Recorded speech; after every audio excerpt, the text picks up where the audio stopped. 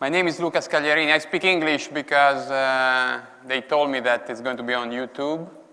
So I want to brag it with my American friends. My name is Luca Scagliarini, and I'm the CEO of ADmantX. ADmantX is a startup who provides a web service to make available the richest and most accurate data around the content of a web page so that advertisers can target the best and most effective advertising for the content. We are an Italian company, so the good news is that we have raised the first round of funding last year.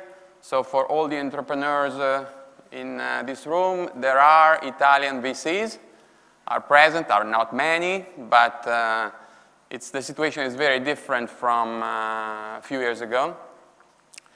On the other end, probably asking for $37 million like Pinterest did without a business plan might not reside very well currently with the Italian audience of VCs. In any case, we started to operate in the summer of last year. And what I'm going to talk today more than our company is, in general, the situation around online advertising.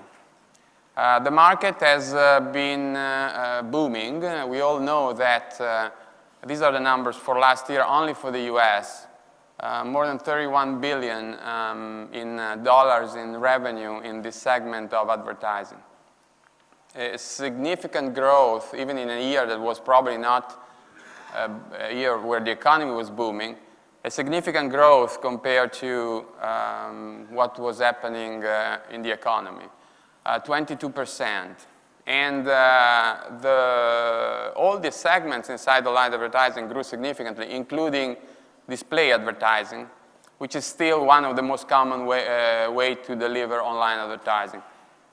But what's more important is that today, online advertising is second only to TV advertising as a form of advertising. So basically, in no more than 10, 15 years, has completely replaced or surpassed all other forms of advertising. So if you take a picture, if you look at this picture, you would think that the situation in the market is perfect. And the reality is that, yes, for many points of view, online advertising is the holy grail of advertising because promises to enable brands to reach each individual user with the best and most appropriate message. Now, that's the promise. However, in the process, what is happening, which I think is creating some issues in general, is that online advertising is slowly alienating both consumers and brands for different reasons. This is a real statistics. 12.4 billion worldwide the market is around 45 billion, are not reaching, is wasted because the message does not reach the right people. The most common situation is that a lot of pages are over-advertising. They have too many advertising on a page. And so people don't even read the actual advertising. But there are other elements that actually kick in. For example, a big percentage of advertising reaches geographic area where the products are not sold. So you can imagine that converting that advertising into sales is probably not very easy. And also, what is a growing issue is that advertisers are finding their ads on pages that are not brand safe. And by brand safe, what I mean is that the advertising message is not really appropriate for the page. And so this is not only a waste of money, but it becomes a degrading experience for the brand. So I'm investing money, and at the end of the day, my brand can be degraded by this experience. The reality is that today, there are two main and big and most used ways to drive targeted advertising. The famous cookie, which is basically tracking users throughout their web experience. And by doing that, and by becoming more and more sophisticated, this tracking over time, what has generated very serious privacy issues. I think that all of us have experienced situations in which we see advertising based on past web activity that looks a bit spooky, actually, in some situations, but it makes you think about where your data are actually going. And this is a real trend among users. People are not concerned maybe to leave some information on social media, but they're very concerned when they see a marketing message reaching them based on their history behavior. So also legislation is kicking in right now, and changes will be implemented in the next months, both in the US and Europe, to enable people to click on browser so that they cannot be tracked, and to limit the information that third parties can actually keep around the cookie. The second way, which is privacy safe, is the keyword. I put the Google logo up there because Google has been the most successful company to use keywords to provide contextual advertising.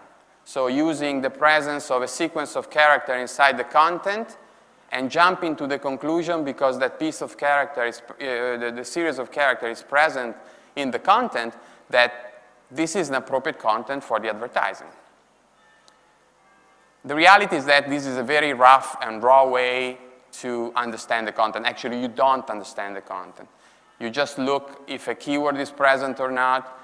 You look if the distribution of keyword is of a certain kind, and then you jump to the conclusion that because the word stock is present, then has to be something to do with finance, while maybe you're looking at the recipe about stock broth. And this is becoming, talking about the alienation of the brand side, this is becoming a serious issue. Now, this is my personal collection, which I probably, hopefully, soon put on Pinterest because it's becoming bigger and bigger. So here there is an example of an article on the Guardian talking about a legislation to ban alcohol on ads, and on top, there's an advertising of a bottle of Courvoisier. Very appropriate. Here we have a triplet, a triple header.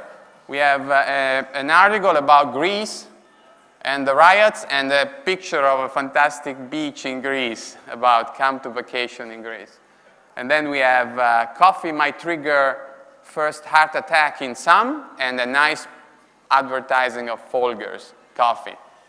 And the last one around the tragedy of the Italian cruise, obviously the less appropriate advertising you can put on a picture like that is about a cruise vacation. It's not over. Every day comes something new. So 200 people get sick at Olive Garden, a chain of Italian restaurants in the US, and then you have a coupon around a dinner for two at Olive Garden. And then there's the cell phone blast that, in theory, they thought had killed a man. And then there's the advertising of the Samsung Blast as the cell phone. That's a good combination because they're cell phone and blast, so they were sure 100% that they were getting the right advertising.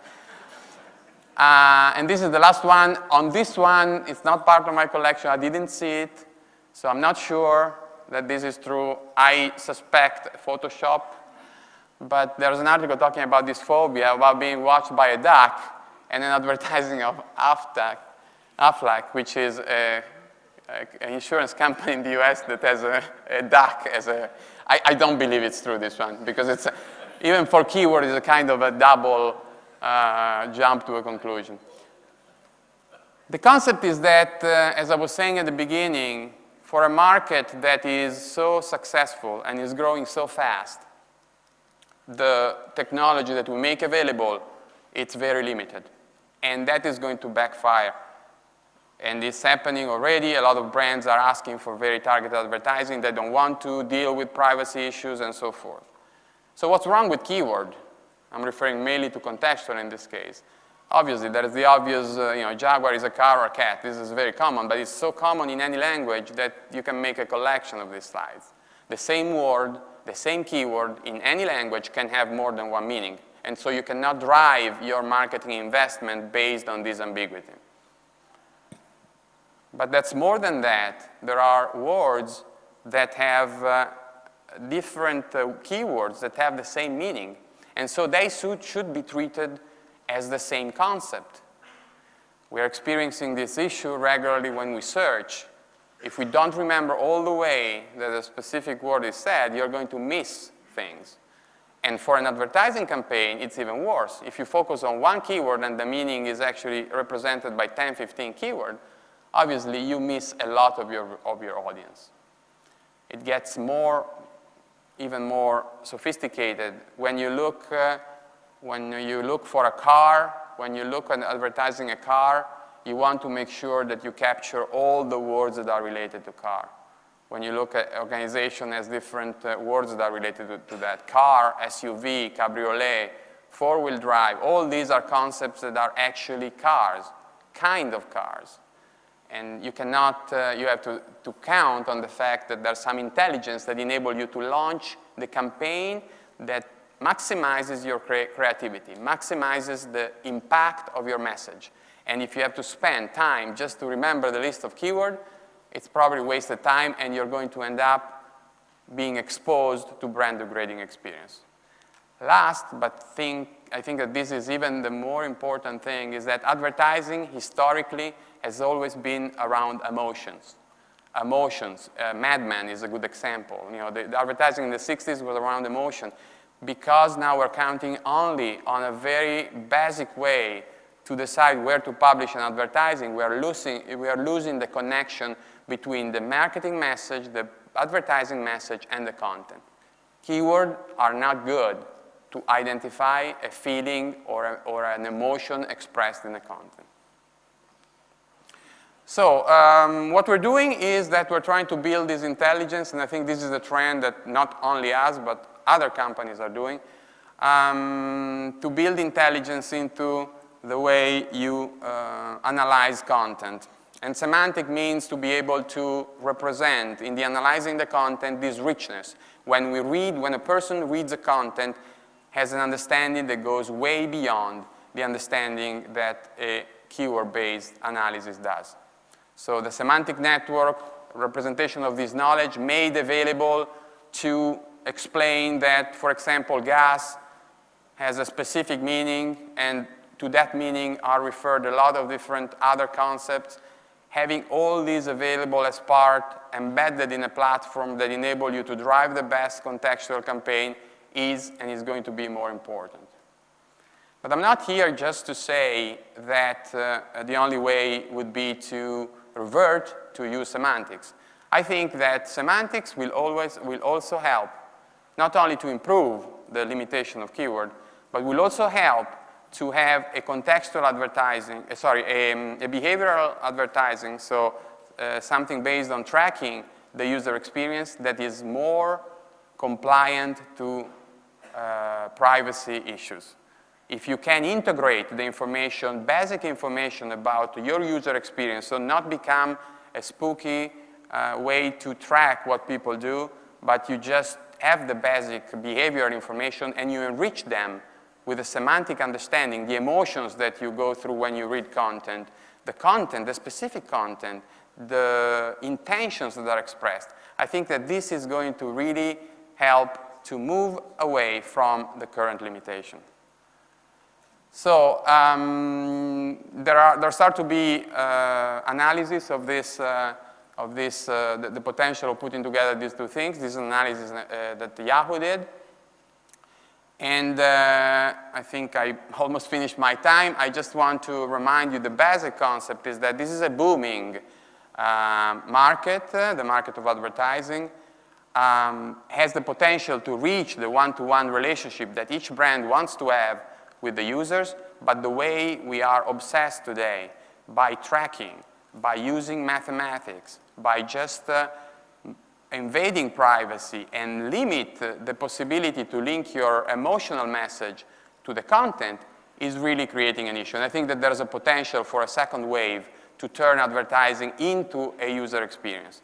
One time, computers were ugly, and then Apple came in and did the computer good looking from the outside and from the inside. I think that advertising online has this potential. Thank you. Thanks.